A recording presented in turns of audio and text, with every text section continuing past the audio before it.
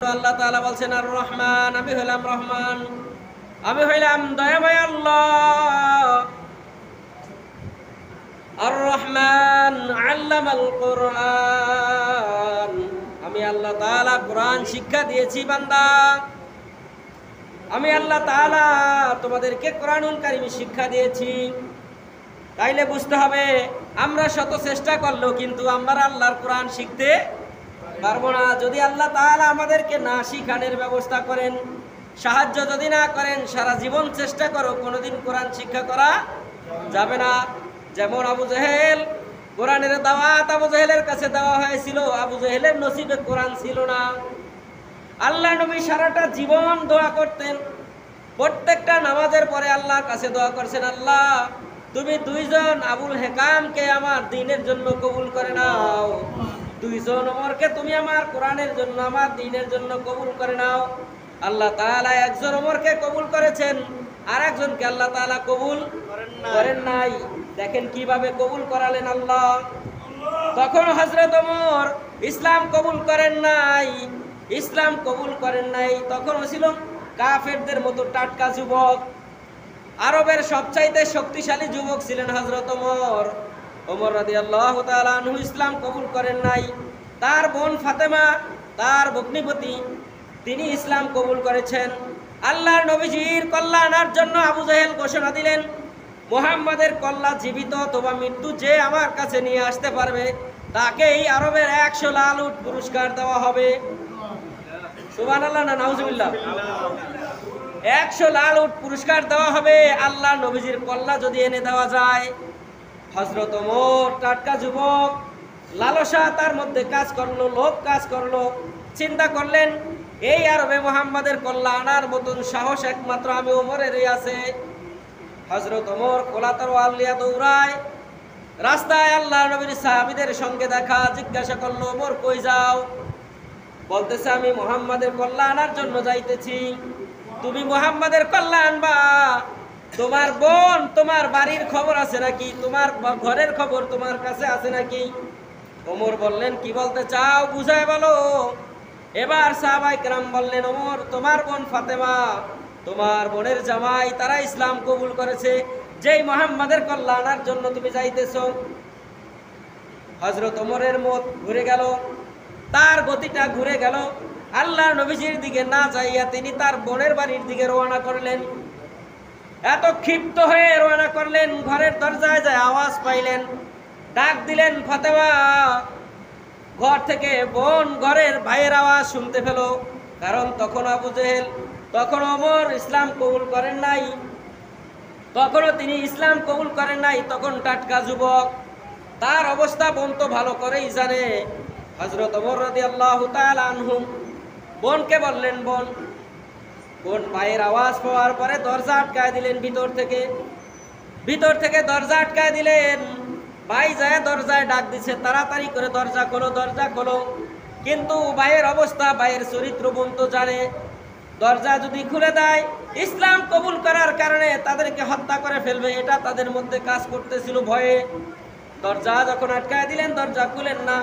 ওমরের গায়ে তো শক্তিশালী যুবক, গায়ে অনেক শক্তি ছিল, তিনি দরজা লাথি মেরে ভেঙে ঘরের ভিতরে ঢুকলেন। বোন এবং ভগ্নিপতিকে এলোপাতাড়ি অনেক মারধর করলেন। বোনের চেহারা দিয়ে যখন মাথা ফেটে রক্ত বের হইতেছিল, আল্লাহ রাব্বুল আলামিন কোরআনের জন্য কিভাবে কবুল করে দেখেন। হযরত ওমর যখন মারতেছিলেন তখন তার অন্তরে কোনো মায়া জন্ম নেয় নাই, কোনো দয়া জন্ম নেয় নাই। হযরত ওমর বলছেন, আমার জীবনের সবচাইতে বেশি মোহাব্বত এবং ভালো আমি যাকে বাসি তিনি হলেন আমার বোন। এই বোনটাকেই সবচাইতে বেশি ভালোবাসতেন হযরত ওমর। বোনের চেহারা মাথা ফেটে যখন, চেহারা বেয়ে বেয়ে যখন রক্ত পড়তেছিল, হযরত ওমরের নজরটা চলে গেল তার চেহারার দিকে, রক্তের দিকে যখন গেল, হযরত ওমর দয়া লাগলো, মায়া লাগলো। আয় হায় রে, আমি যেই বোনকে এত ভালোবাসি সেই বোনের মাথা ফাটায় রক্ত বের করে দিলাম। হযরত ওমর এবার বললেন, বোন তোমরা এতক্ষণ কি পড়তেছিলে আমাকে একটু বলো, আমাকে একটু দেখাও। এবার বোন বললেন, না তোমাকে দেখানো যাবে না, কারণ তুমি হইলা মুশরিক, তুমি হইলা অপবিত্র। কারণ আল্লাহ কোরআনে বলছেন, ইন্নামাল মুশরিকুনা নাজাসুন, নিশ্চয় মুশরিকরা হচ্ছে অপবিত্র। অপবিত্র কারো হাতে আল্লাহর কোরআন দেওয়া যায় না। তোমার হাতে আমরা কোরআন দিব না। এবার হযরত ওমর বললেন, বোন, কি কাজ করলে কোরআন ধরা যায়, কি কাজ করলে কোরআন পড়া যায়, কি কাজ করলে কোরআন ছোঁয়া যায়, আমাকে একটু বলো। এবার বোন বললেন, তুমি পবিত্র হয়ে আসো। পবিত্রতা তো আর তিনি বুঝেন না। গোসল করালেন, ওযু করালেন। এরপরে হযরত ওমর রাদিয়াল্লাহু তাআলা আনহুর হাতে কোরআনুল কারীমের সূরা তাওবার একটা কপি তাদের কাছে ছিল, একটা পৃষ্ঠা তাদের কাছে ছিল, হযরত ওমরের হাতে তুলে দিলেন। এবার হযরত ওমর রাদিয়াল্লাহু তাআলা আনহু কোরআনুল কারীমের সূরা তাওবার ওই কপিটা হাতের মধ্যে নিয়ে পড়া আরম্ভ করলেন। পড়া শুরু করলেন। কোরআন যখন তেলাওয়াত করা শুরু করলেন, হযরত ওমরের চোখ বেয়ে বেয়ে পানি পড়া শুরু হয়ে গেল। আমি কার জন্য মারলাম, কেন মারলাম, কি জন্য মারলাম? এই কোরআনের এত মজা, এই কোরআনের যদি এত মজা হয়, এই কোরআন যার উপর নাজিল হয়েছে সে নাজি কত মজা, তাকে জানি কত মোহাব্বত করে আমার আল্লাহ তাআলা বানাইছেন। বোন, তাড়াতাড়ি করে আমারে নিয়ে, যার উপরে এই কোরআন নাজিল হয়েছে তার দরবারে আমাকে নিয়ে চলো। এবার বোন এবং ভগ্নিপতি দুইজন হযরত ওমরকে নিয়ে রওনা করলেন। এখনো হযরত ওমরের হাতে তরবারি, খোলা তরবারি, এখনো তার খাপের মধ্যে ঢোকান নাই। তরবারি নিয়ে মসজিদে নববীর দরজায় হাজির হয়ে গেলেন। সাহাবায়ে কেরাম আল্লাহ নবীজির চতুর্দিকে বসা, কোরআনের তালিম আল্লাহ নবীজি দিতেছিলেন মসজিদে নববীতে। এবার সাহাবায়ে কেরাম দাঁড়ায় গেলেন, আল্লাহ নবীজিকে বললেন, ইয়া রাসূলুল্লাহ, ওই যে ওমর তরবারি হাতে করে আসতেছে, না জানি আজকে কি একটা ঘটনা ঘটাইয়া দেয়। কারণ তার চরিত্র সম্পর্কে আরবের সকল মানুষের জানা আছে, সে কত বড় খারাপ মানুষ। আল্লাহ নবীজি বললেন, ওমর, ও আমার সাহাবীরা, তোমরা চিন্তা করো না, একটু দেখো, অপেক্ষা করতে থাকো কি হচ্ছে। তার মানে হযরত ওমর যখন বাড়ি থেকে তরবারি হাতে বের করে দিলেন, আল্লাহ রাব্বুল আলামিন জিবরাইল দিয়া তার নবীকে এই ঘটনা আগেই জানায় দিয়েছে। সে যে ইসলাম কবুল করবে, এই ঘটনা কিসের মাধ্যমে, কোন কারণে তিনি ইসলামের দিকে আসতেছেন, এইটা আল্লাহ তাআলা আগেই তাকে জিবরাইল আমিনের মাধ্যমে আল্লাহর নবীকে আল্লাহ তাআলা জানায় দিয়েছেন। সুবহানাল্লাহ। আল্লাহ নবীজি বললেন, তোমরা বসো। আল্লাহ নবীজি এবার দাঁড়ালেন। হযরত ওমরকে সাদর সম্ভাষণ জানায় মসজিদের বাহির থেকে তাকে নিয়ে আসা হলো। এবার আল্লাহ নবীজির পাশে হযরত ওমরকে বসায় দিলেন। বললেন, ওমর, সারাটা জীবন আমি আল্লাহর কাছে দোয়া করেছি, আল্লাহ তুমি দুইজন ওমরকে আমার ইসলামের জন্য কবুল করো, কিন্তু আল্লাহ তাআলা দুইজনকে কবুল করেন নাই। আজকে বুঝি তোমাকে আমার আল্লাহ কোরআনের জন্য কবুল করেছে। হযরত ওমর আল্লাহ নবীজির একদম পাশে বসলেন। এমন ভাবে আল্লাহ নবীজি এভাবে হাত উঠাইলেন, দুইটা আঙ্গুলকে মিশায় দিলেন। যেভাবে দুইটা আঙ্গুল মিশাইলে তার মাঝে কোনো ফাঁকা থাকে না, আল্লাহ নবী হযরত মুহাম্মদ রাসূলুল্লাহ এবং ওমর ওইভাবে বসলেন। সুবহানাল্লাহ। এবার হযরত ওমর বললেন, ইয়া রাসূলুল্লাহ, ইয়া হাবিবাল্লাহ, সারাটা জীবন তো অপরাধ করেছি, ভুল করেছি, আমি আর মুশরিক থাকতে চাই না, আমাকে পড়ায় দেন ওই মধুর কালিমা লা ইলাহা ইল্লাল্লাহু মুহাম্মাদুর রাসূলুল্লাহ। তখন মুসলমানদের সংখ্যা ছিল মাত্র 13 জন। মুসলমানদের সংখ্যা আল্লাহর নবী বাদে হযরত ওমর সহকারে মাত্র 13 জন। ইসলাম কবুল করার পরেই আল্লাহ নবীজিকে হযরত ওমর জিজ্ঞাসা করলেন, ইয়া রাসূলুল্লাহ, আমি আপনাকে কয়েকটা প্রশ্ন করব, আপনি প্রশ্নের জবাবগুলো ঠিকভাবে দিবেন।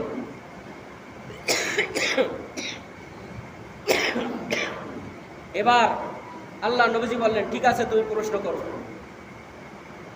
আল্লাহ নবীজিকে হযরত ওমরের প্রথম প্রশ্ন, ইয়া রাসূলুল্লাহ, যেই কোরআন আপনার উপর নাজিল হয়, এই কোরআনটা কি আপনার নিজের কোনো বানানো কিতাব, না এটা আল্লাহর পক্ষ থেকে সত্য কিতাব? আপনি বলেন তো, কোরআনটা কি মানুষের না আল্লাহর? এটা আল্লাহর পক্ষ থেকে নাজিল হয়েছে না মানুষের পক্ষ থেকে? তাহলে কোরআন কি সত্য না মিথ্যা? কোরআনের মধ্যে কোনো ভেজাল আছে? জালিকাল কিতাবু লা রাইবা ফিহি হুদাল লিল মুত্তাকিন। এটা সেই কিতাব যার মধ্যে কোনো সন্দেহের অবকাশ নাই, কোনো ভুল নাই। এটা যে আল্লাহর কিতাব, এর মধ্যে কোনো দ্বিধাদ্বন্দ্ব আছে? আল্লাহ নবীজি বললেন এটা আসমানি কিতাব। আল্লাহ তাআলা আমাকে এই কিতাব দিয়ে, এই কোরআন দিয়েই আমাকে নবী বানাইছেন। হযরত ওমর বললেন ঠিক আছে। আমার 2 নম্বর প্রশ্ন, আল্লাহ নবীজিকে প্রশ্ন করলেন, ইয়া রাসূলুল্লাহ, যেই দ্বীনের, যে ইসলামের দাওয়াত আপনি দিতেছেন, এই ইসলাম সত্য কিনা? সত্য না মিথ্যা? সত্য। ইসলাম সত্য না মিথ্যা? সত্য। ইসলাম সত্য কিনা মিথ্যা আপনি আমাকে বলেন। আল্লাহ নবীজি বলেন, ইন্নাদ-দীন ইনদাল্লাহিল ইসলাম। ইসলাম একটা পরিপূর্ণ জীবন ব্যবস্থা, এর মধ্যে কোনো সন্দেহ নাই। এই পৃথিবীতে একমাত্র ধর্ম, সত্য ধর্মই হলো ইসলাম। এর ছাড়া আর সকল ধর্ম কি? বাতিল। আর কোন ধর্ম আল্লাহ তাআলার কাছে গ্রহণীয় না। একমাত্র আল্লাহর কাছে গ্রহণীয় ধর্মের নাম হচ্ছে ইসলাম। হযরত ওমর বললেন, ইয়া রাসূলুল্লাহ, বুঝলাম কোরআন সত্য, ইসলাম সত্য, আপনি নবী মুহাম্মদুর রাসূলুল্লাহ সত্য কিনা বলেন। প্রশ্ন কঠিন না সোজা? আল্লাহ নবী সত্য নবী না মিথ্যা নবী, এটা প্রশ্ন করছে। সত্য না মিথ্যা? সত্য। কোরআন যদি সত্য হয়, ইসলাম যদি সত্য হয়, রাসূল কি মিথ্যা হবে? না। আল্লাহ নবীজি বললেন, কোরআন যেরকম সত্য, ইসলাম যেরকম আল্লাহর কাছে সত্য, আমি নবী মুহাম্মদুর রাসূলুল্লাহ ওইভাবে সত্য। সুবহানাল্লাহ।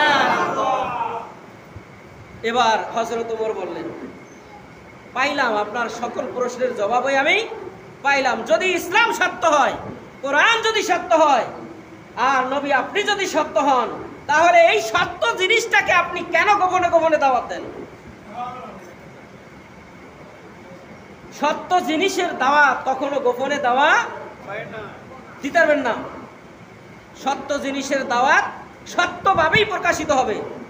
ইয়া রাসূলুল্লাহ, আপনি যদি অনুমতি দেন, এখন থেকেই ইসলামের দাওয়াত আর গোপনে নয়, এখন থেকেই প্রকাশ্যে ইসলামের দাওয়াত শুরু হয়ে যাবে। আর আমি ওমর ঘোষণা দিলাম, ইসলাম কবুল করার মধ্য দিয়ে আমি ওমর ঘোষণা দিলাম, আমি ওমর ইসলামের দাওয়াত, কালেমার দাওয়াত, কোরআনের দাওয়াত আমি প্রকাশ্যে দেওয়া শুরু করব। কোন বাপের সন্তানের যদি বুকের পাটা থাকে, আমি ওমরের সামনে যেন সে মোকাবেলা করার জন্য আসে। সুবহানাল্লাহ। সাহস কত বড় দেখছেন! ইসলাম গ্রহণ করার আগেও সাহস ছিল যে এরকম। হযরত ওমর বলেন, কালিমার বাণী যখন আমি গ্রহণ করেছি রাসূলের হাতে হাত দিয়া, তখন আমার কলিজাটা আমার আল্লাহ তার চাইতে দ্বিগুণ বাড়ায় দিয়েছে। ইসলাম কখনো ভয় পাওয়ার ধর্মের নাম কি? ইসলাম না। ইসলাম ভয় পাওয়ার ধর্ম না। আল্লাহ নবীকে বললেন, ওমর, ইয়া রাসূলুল্লাহ, এখন থেকেই কোরআনের দাওয়াত, ইসলামের দাওয়াত, দ্বীনের দাওয়াত প্রকাশ্য হবে, আপনি শুধু অনুমতি দেন। আল্লাহ নবীজি অনুমতি দিলেন। ওমর তার অবস্থা, ইমানের অবস্থা দেখে আল্লাহ নবী তাকে বাধা দিলেন না, বললেন শুধুমাত্র এইটুকু, ওমর, তোমাকে আমি সাবধানের সাথে দ্বীন প্রচারের জন্য শুধু নির্দেশ করছি। তুমি দ্বীন প্রচার করবা, তবে সাবধান, কারণ এখনো আবু জেহেলের মতো আবু জেহেলেরা দুনিয়ায় জীবিত আছে। এবার ওমর বললেন, ইয়া রাসূলুল্লাহ, আপনি ভয় পেয়েন না, আমি তো আবু জেহেলকে ভালো করে চিনি, কারণ আমি ওমরকে ভয় পাই না এমন কোন আবু জেহেল পৃথিবীতে জন্ম নেয় নাই। ওমরকে ভয় পায় না এমন কোন মানুষ পৃথিবীতে জন্মায় নাই। আমি ওমর ইসলামের আগে যেরকম ছিলাম বাহাদুর, ইসলামের পরে আমি আল্লাহর কাছে হয়ে গেছি আরো বীর বাহাদুর। আল্লাহ নবীজিকে বললেন, এবার আপনার সাহাবীদেরকে আমার সঙ্গে দেন। ইয়া রাসূলুল্লাহ, আমি একটা মিছিল দিব, আমি দ্বীন কায়েমের জন্য একটা মিছিল দিব। হযরত ওমর রাদিয়াল্লাহু তাআলা আনহু সহ 13 জন সাহাবায়ে কেরাম মসজিদের বাইরে যাইয়া 3টা কাতার করলেন। সামনে হযরত ওমর, পিছনে আল্লাহর নবীজির বাকি 12 জন সাহাবী 3টা লাইনে লাইন দিয়েছেন। 3 4 12 জন পিছনে, আর আল্লাহর নবীর সাহাবী হযরত ওমর সামনে নেতৃত্ব দিতেছেন। এবার হযরত ওমর ঘোষণা দিলেন, লিল্লাহি তাকবীর। লিল্লাহি তাকবীর, আওয়াজ হবে কি? আল্লাহু আকবার। হযরত ওমরের কণ্ঠটা মাইকের সাউন্ড যত দূর যায় তার চাইতেও বড় সাউন্ড ছিল হযরত ওমরের কণ্ঠ। যখনই হযরত ওমর সামনে আওয়াজ দিতেছেন লিল্লাহি তাকবীর, পিছন থেকে 12 জনে আওয়াজ দিছেন আল্লাহু আকবার। এই আওয়াজটা পুরা মদিনা শহরের অলিতে গলিতে প্রত্যেকটা ঘরে ঘরে কালেমার আওয়াজটা পৌঁছে গেছে। মদিনার মানুষেরা হতভম্ব হয়ে রয়েছে, বলেন যে এত বড় সাহসকার, কে প্রকাশ্যে কালেমার দাওয়াত দিবে, কে আল্লাহু আকবারের ধ্বনি দিবে, এত বড় সাহসকার একটু দেখি। মদিনার আবাল বৃদ্ধ বনিতা যুবকেরা ঘর থেকে যখন রাস্তায় বের হয়ে গেছেন, তখন হযরত ওমরের হাতে দেখে তরবারি, সামনে হযরত ওমর মিছিল দিতেছেন, হাত জাগায়া জাগায়া লিল্লাহি তাকবীর। যখন ওই হযরত ওমরের চেহারা যুবকেরা দেখছে, রাস্তায় তো খাড়ায় নাই বটে, দৌড়ায় যায় একদম বিড়ালের মতন ঘরের মধ্যে পলাইয়া গেছে। নারীরা ঘর থেকে জানালা খুললে দরজা খুললে তাকায়, দেখে যে হযরত ওমর মিছিলের সামনে আর পিছনে 12 জন তাকবীর দিতেছে, মনে হয় যেন 12,000 মানুষে তাকবীর দিতেছে। তাকবীর দিতে দিতে মক্কায় চলে গেলেন। কাবা ঘরের পাশে দাঁড়াইয়া হযরত ওমর রাদিয়াল্লাহু তাআলা আনহু তিনি যখন লিল্লাহি তাকবীর বলে যখন আওয়াজ দিলেন, আওয়াজটা আবু জেহেলের কানের মধ্যে যখন পৌঁছায় গেল, আবু জেহেল বললেন, আমি এই মক্কা আরব রাষ্ট্রের প্রধান রাষ্ট্রপতি, আমি আমার দেশে আমার অনুমতি ব্যতীত কে আবার আল্লাহু আকবারের ধ্বনি দেয়? এত বড় সাহসটা কার? আবু জেহেল যখন বের হয়ে বাহিরে আসলেন, আয়েশা তাকে মিছিলের সামনে বীর বাহাদুর হযরত ওমর যখন এই দেখলেন হযরত ওমর সামনে আস্তের উপর বিড়ালের মতো ল্যাজ গুটাইয়া আবু জেহেলও ঘরের মধ্যে যায় পলাইছে। এবার স্ত্রী জিজ্ঞাসা করে, কি গো, বড় বুক ফুলাইয়া সাহস নিয়া দি রাস্তায় গেলা, আর বললা দি আমার এই দেশের মধ্যে কে আবার আল্লাহু আকবারের ধ্বনি দেয়? কার এত বড় কলিজা? এখন দিনে কি বিড়ালের মতো ঘরের ভিতরে আইসা বললা, কারণটা কি? এবার আবু জেহেল বলে, ওই স্ত্রী গো শোনো, ওমরকে তো আমি চিনি, ওমর কি মানুষ, কারণ ওমরের সামনে তার তরবারির সামনে পৃথিবীর কোনো বাহাদুর টিকে না। আমি যত বড় আবু জেহেল হই না কেন, ওমরের সামনে যাওয়ার ক্ষমতা আমি আবু জেহেলের না। বান্দরামি যত জায়গায় করি, কিন্তু ওমরের সামনে যাইয়া বান্দরামি করার ক্ষমতা আমার নাই। সেই কোরআন আল্লাহ তাআলা বলতেছেন, আর রহমান আল্লামাল কোরআন, দয়াময় আমি আল্লাহ কোরআন দিয়েছি শিক্ষা। আল্লাহ বলেন যে আমি কোরআন শিক্ষা দিয়েছি। আল্লামাল কোরআন খলাকাল ইনসান, আমি আল্লাহ মানুষ সৃষ্টি করেছি। মানুষ সৃষ্টি করেছেন কে? আল্লাহ। খলাকাল ইনসান আল্লামাহুল বায়ান। এরপর আল্লাহ রাব্বুল আলামিন বলেন, মানুষ সৃষ্টি করে আমি আল্লাহ, আমার বান্দা বান্দীদেরকে আমার কোরআনের বর্ণনা আমি আল্লাহ শিক্ষা দিয়েছি। কোথায় আমাদেরকে কোরআনের বর্ণনা শিক্ষা দিয়েছেন? আরশে আজিমে যখন আমরা ছিলাম, রূহের জগতে যখন আমরা ছিলাম, সেই দিন আমাদেরকে আল্লাহ তাআলা জিজ্ঞাসা করেছিল, আলাস্তু বিরাব্বিকুম, তো আমি কি তোমাদের প্রভু নই? আমি কি তোমাদের আল্লাহ না? আমি কি তোমাদের সৃষ্টিকর্তা না? ও বান্দা বলো, আমি কি তোমাদের রব কিনা? আল্লাহ আমাদের রব কিনা? সেই দিন আল্লাহ জিজ্ঞাসা করেছিল, আলাস্তু বিরাব্বিকুম, আমি কি তোমাদের প্রভু নই? তখন সকল রূহরা সেই দিন জবাব দিয়েছিল, ক্বালু বালা, ও আল্লাহ তুমি আমাদের রব। তাইলে সেই দিন আল্লাহ বলছেন, আমি আল্লাহ তোমাদেরকে কোরআনের বর্ণনা শিক্ষা দিয়েছি। সুবহানাল্লাহ। তাহলে কোরআনের শিক্ষা, কোরআনের বর্ণনাটা কে আমাদেরকে শিখাইলেন?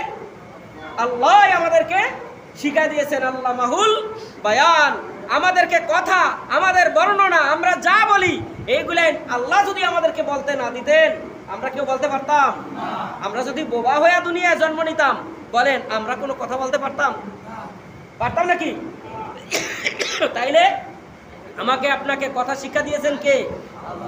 আল্লাহ। এখন যে আল্লাহ আমাকে কথা শিক্ষা দিয়েছেন, যেই কথা আল্লাহ শিক্ষা গ্রহণ করার জন্য বলছেন, সেটা কিন্তু আমরা এখন করি না, আমরা তার উল্টাটা করি। আল্লাহ কোরআনের মধ্যে, কোরআনুল কারীমের 29 নম্বর পারার মধ্যে আল্লাহ বলছেন, লাউ কুন্না নাসমাউ আও নাকিলুনা মা কুন্না ফি আসহাবিস সাঈর। ও বান্দা, আমি আল্লাহ তোমাকে জ্ঞান দিয়েছি, আকল দিয়েছি, বিবেক দিয়েছি। এইটা দেওয়ার একমাত্র কারণ হলো তোমার বিবেক দিয়া, তোমার বুদ্ধি দিয়া, তোমার জ্ঞান দিয়া আমি আল্লাহর কোরআনকে পড়ো, আমি আল্লাহর পথে আসো। আমি আল্লাহর পথে যদি না আসো, আমার কোরআন যদি না মানো, না শোনো, না আমল করো, আসহাবিস সাঈর, আমি আল্লাহ তোমাদেরকে সাঈর নামক জাহান্নামে নিক্ষেপ করব পরকালে। নাউজুবিল্লাহ। কোরআন যদি না শিখি, কোরআনের বর্ণনা যদি না জানি, কোরআন অনুযায়ী যদি আমল না করি, তাহলে আমাদের স্থান কোথায়? ফি আসহাবিস সাঈর। আল্লাহ বলছেন যে আসহাবে সাঈর নামক জাহান্নামের মধ্যে তোমাদেরকে নিক্ষেপ করা হবে। ইন্না লিল্লাহি ওয়া ইন্না ইলাইহি রাজিউন। আজকে আমাদের বিবেক থাকার পরেও, আমাদের জ্ঞান থাকার পরেও আজকে আমরা কোরআন শিখি না। আমরা আমাদের সন্তানদেরকে কোথায় ভর্তি করি? বেরাকে, কেজিতে না, এরতে নিয়ে আমরা ভর্তি করি। কোরআন শিক্ষা করার জন্য আমাদের সন্তানদের জন্য কোনো চিন্তাই আমরা করি না। যদি জিজ্ঞাসা করা হয় আপনার সন্তান ইংরেজি পড়ে কয় টাকায়, বুক ফুলায় বলবে আমার সন্তানকে ইংরেজি শিক্ষা দেওয়ার জন্য মাসে 2000 টাকা দেই।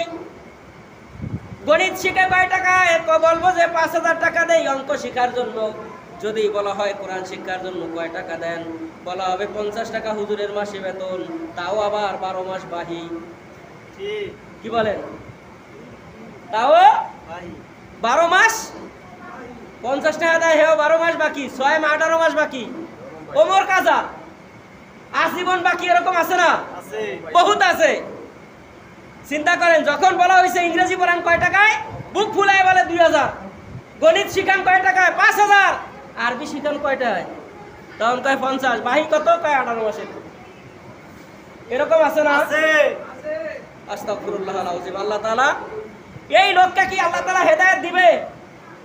আল্লাহর কোরআন শিক্ষা করার জন্য আল্লাহ বলছেন, আর রহমান আল্লামাহুল আর রহমান আল্লামাল কোরআন। আমি আল্লাহ, আমি হইলাম রহমান আল্লাহ, আমি শিক্ষা দিয়েছি কোরআন। যে আল্লাহ বলছেন যে কোরআন আমার কিতাব, আমি আল্লাহ কোরআন শিক্ষা দেই, আর সেই কোরআনের লগে আমরা বাটপারি করি। কি বলেন? সন্তান দিয়েও আমরা বাটপারি করি, কি করি না? কিয়ামতের ময়দান আল্লাহ যদি ধরেন, বান্দা কোরআন আমি তোমাকে শিক্ষা করার জন্য ফরজ করে দিয়েছিলাম, তুমি কোরআন শিখো নাই, তুমি দুনিয়ার শিক্ষা গ্রহণ করেছো। কোরআন শিক্ষার পরে আপনি দুনিয়ার সব শিক্ষা গ্রহণ করেন, কোনো আপত্তি নাই, কোনো অসুবিধা নাই। কিন্তু কোরআন শিক্ষা না করে আপনি দুনিয়ার সব শিক্ষা যদি গ্রহণ করেন, আল্লাহর কাছে 4 পয়সার কোনো মূল্য আপনার নাই। 4 পয়সার মূল্য আপনার নাই যদি কোরআন আপনার মধ্যে না থাকে। এজন্য রাসূল বলেছেন, যেই ঘরের মধ্যে কোরআন নাই, ওই ঘরটা হলো উজাড় গৃহের মতো, ওটা একটা জাহান্নামের ঘর। যেই ঘরে কোরআন নাই, ওই ঘরটা হলো জাহান্নামের ঘর। যেই ঘরে টিভি আছে, দেখবেন সকালে একবার, দুপুরে একবার, রাইতে একবার মোছে, অথচ কোরআনুল কারীম একবার যে কিন্না থুয়া দিছে, আমদা পরিয়া বালু পরিয়া, যে কোরআন শরীফের কোনো চেহারাই বোঝা যায় না। এই রমজান আর এই রমজান, এর ছাড়া কোরআন শরীফ আর ধরে না। অথচ কোরআন তো আল্লাহ তাআলা বলছেন, আল্লামাহুল বায়ান, আমি আল্লাহ শিক্ষা দিয়েছি তোমাদেরকে বর্ণনা, আমি তোমাদেরকে শিক্ষা দিয়েছি কোরআন। আমার রাসূল বলেছেন, তলাবুল ইলমি ফারিদাতুন আলা কুল্লি মুসলিমিন ওয়া মুসলিমা, প্রত্যেকটা নারী পুরুষের উপরে কোরআনুল কারীম শিক্ষা করা ফরজ। নামাজ রোজা যেই রকম ফরজ, কোরআনুল কারীম শিক্ষা করা ওই রকম ফরজ। দেখবেন সন্তানেরা মসজিদে আসলেই তাড়াতাড়ি বলে যে আমার আজকে জারুর টাইম, আজকে আমার জারুর তালিকা, আমার তাড়াতাড়ি করে বেরাক জারু দেওয়া লাগবো। ওরা আয়া সারতে পারে না, দৌড়ায়। বাড়িতে গেলে আবার বাপ মায় কয় কি তাড়াতাড়ি ছুটি দিয়ে দিছে? আসলেই কি তাড়াতাড়ি ছুটি দিছে? দেয় নাই। এগো তারণার চোটে এরা গেছে গা, কারণ ওই যে ম্যাডামে কইছে ঝাড়ু দিতে হইব, না দিলে আবার কিছুটা শাকানি মাকানি আছে, এই জন্য কি আয়া সারতে পারে না, দৌড়। আবার তাদের ক্লাসগুলো হয় 8টা, 8:30 থেকে, কারণ এখান থেকে মক্তব ছুটি দিলে বাড়িতে যায় ভাত খায়া যাইতে যাইতে 9টা বেজে যাবে, এই জন্য মাইরের ভয়ে কি করে, আসে আর মসজিদে আসে আর যায়। এই হলো তাদের অবস্থা। কিয়ামতের ময়দানে জবাব দেওয়ার মতন কোনো পন্থা আছে? কি বলেন, পন্থা আছে? কারণ আল্লাহ কোরআনুল কারিমে সূরা মুলকের মধ্যে বলছেন, লাউ কুন্না নাসমাউ আও নাকিলুন মা কুন্না ফি আসহাবিস সাঈর, যে আমি আমার বর্ণনা, আমার কোরআন, আমি জ্ঞান দেওয়ার পরেও, আকল দেওয়ার পরে, বিবেক দেওয়ার পরেও যারা আমার কোরআনের জন্য বিবেক খাটাইলো না, আকল খাটাইলো না, জ্ঞান খাটাইলো না, আমি তাদেরকে পরকালে সাঈর নামক জাহান্নামে ঢুকাবো। চিন্তা করেন, যারা মুরব্বী হয়ে গেছেন, যাদের সন্তান এখন বড় না, ছোট নাই, যাদের পোলাপানার এখন মসজিদে আসার মতো নাই, কিন্তু নাতি নাতকুরা তো আছে, তাদেরকেও কোরআন শিক্ষা করান, তাহলে কিয়ামতের ময়দানে আল্লাহর কাছে মাপ পাওয়ার সম্ভাবনা থাকবে। বলতে পারেন যে আমি যখন আমার সন্তানেরা ছোট ছিল তখন এত গুরুত্ব তো বুঝি নাই, এখন যেহেতু বুঝছি, এখন আমি আমার নাতি নাতকুর করে কোরআন শিক্ষা দিয়েছি, আল্লাহ এই উসিলায় হলেও তুমি আমাকে মাফ করে দাও। কারণ আল্লাহ রাব্বুল আলামিন কিয়ামতের ময়দানে উসিলা খুঁজবেন, কোন বান্দাকে কোন উসিলায় মাফ করানো যায়, কোন বান্দাকে কোন উসিলায় জান্নাতে নেওয়া যায়, এই চিন্তা আল্লাহ রাব্বুল আলামিন সেই দিন পেরেশান থাকবেন। বলবেন, যখন বান্দাকে জাহান্নামে নিয়ে যাওয়া হবে, বান্দা যখন বারবার পিছনের দিকে রহমতের দিকে তাকাবে, আল্লাহর কুদরতের দিকে যখন বারবার তাকাবে, ফিরে ফিরে তাকাবে, গাড় ঘুরাইয়া ঘুরাইয়া যখন তাকাবে, আল্লাহ বলবেন, ফেরেশতারা রে, ও আযাবের ফেরেশতারা, একটু থামাও, আমার বান্দা বারবার কেন আমার দিকে পিছন দিকে ফিরে ফিরে তাকায়, একটু দাঁড়াও, দেখো দি তাদের আমল নামাগুলো, আবার একটু আমল নামাগুলো তালাশ করে দেখো কোন নেকি আছে কিনা।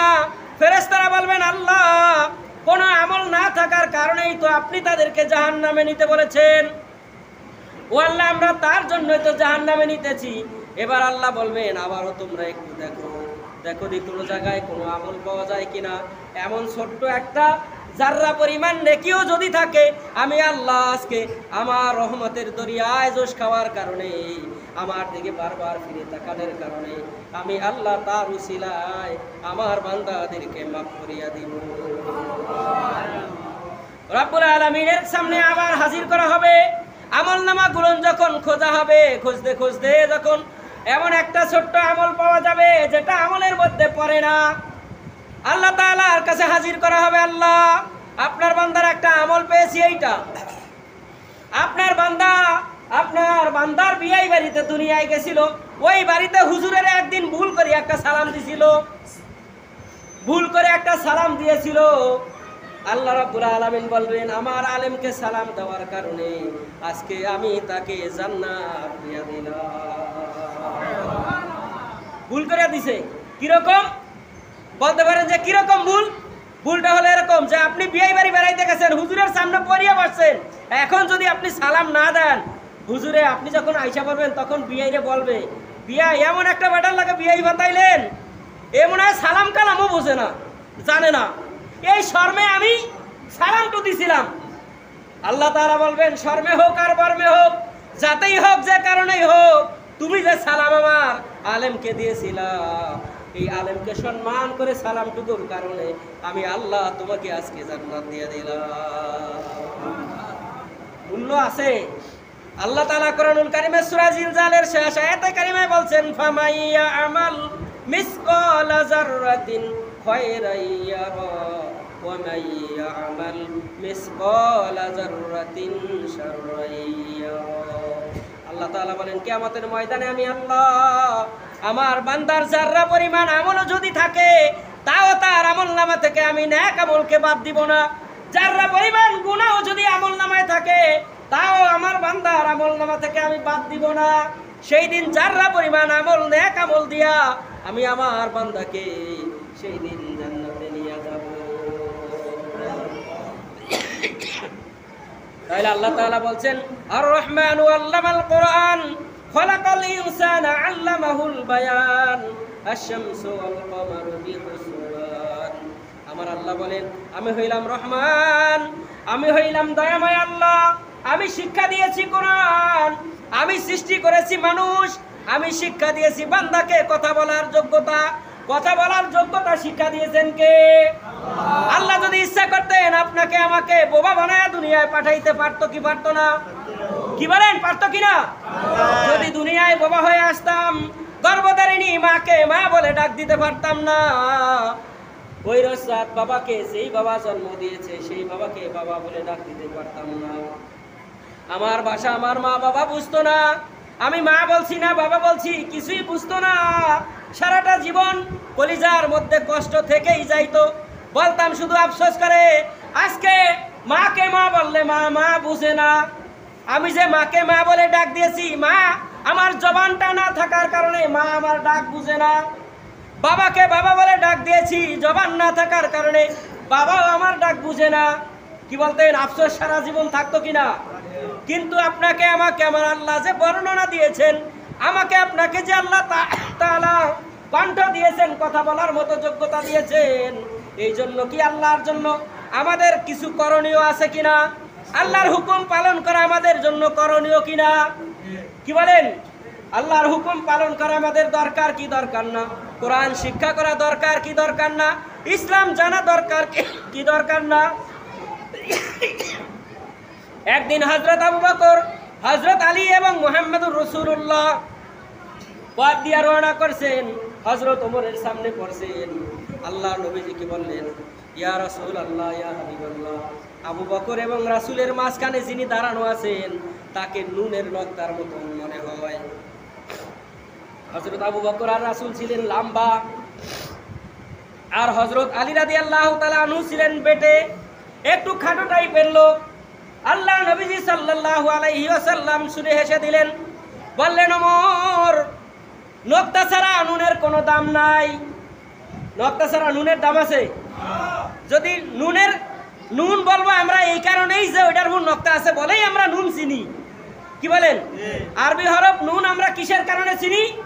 নক্তা আছে বলেই আমরা চিনি। এজন্য আল্লাহ নবী বললেন, ওমর শোনো, নক্তা আছে বলেই নুনের দাম আছে, আলী আছে বলে ইসলামের দাম আছে।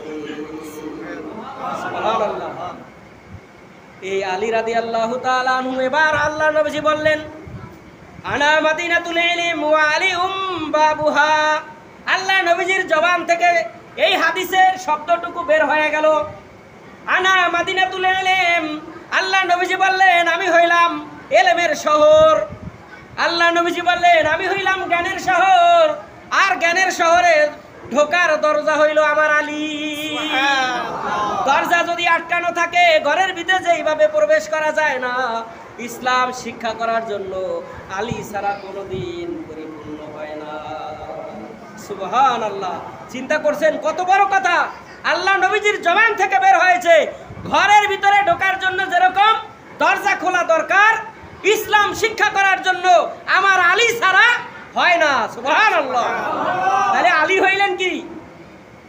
এই ইলমের জ্ঞানের শহরে ঢোকার দরজা হইলেন হযরত আলী। এত বড় জ্ঞানী আল্লাহ তাআলা হযরত আলীকে বানাইছিলেন। সুবহানাল্লাহ। সেই জ্ঞান, সেই ইলম শিক্ষা করার জন্যই আল্লাহ তাআলা আমাদেরকে কোরআন দিয়েছেন, আর বলছেন যে এই কোরআন আমি তোমাদেরকে দিলাম, এই কোরআন থেকে শিখো। এই কোরআন তোমাকে মুক্তি দিবে, এই কোরআন তোমাকে নিরাপত্তা দিবে, এই কোরআন তোমাকে জান্নাতে নিয়ে যাবে। সুবহানাল্লাহ। এই কোরআন তোমাকে পরকালে সুপারিশও করবে। সুবহানাল্লাহ। কারণ কিয়ামতের ময়দানে দুইটা জিনিস আল্লাহর কাছে সুপারিশ করবে, একটা হলো রমজান আর একটা হলো আল কোরআন। রমজান বলবে, আল্লাহ তোমার বান্দা সারাদিন এত খাদ্য এত পানীয় সামনে থাকার পরেও তোমার ভয়ে রোজা রেখেছে, খায় নাই। আমি সাক্ষী দিলাম তোমার এই বান্দাকে তুমি আজকে মাফ করে দেবে। আল্লাহ বলবেন, আমার রোজা যেহেতু আমার বান্দার পক্ষে সাক্ষী দিয়েছে, আমার আর কারো সাক্ষী দরকার নাই, আমার বান্দাকে আমি মাফ করে দিলাম।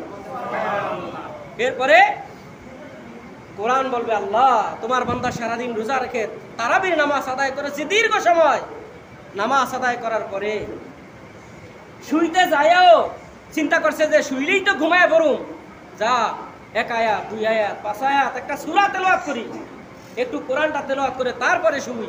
অথবা তোমার বান্দা শুইছে, ঘুম আসার কথা ঘুম না আইসা একটু কোরআন শুয়ে শুয়ে তেলাওয়াত করছে, আল্লাহ আমি সাক্ষী, আমি কোরআনকে তেলাওয়াত করার কারণে আল্লাহ তোমার বান্দাকে তুমি মাফ করে দাও। আল্লাহ বলবেন, আমার কোরআন এবং আমার রমজান যখন বান্দার পক্ষে সাক্ষী দিবে, সাথে সাথে আমি আল্লাহ তাকে বিনা হিসাবে জান্নাত দান করে দেব।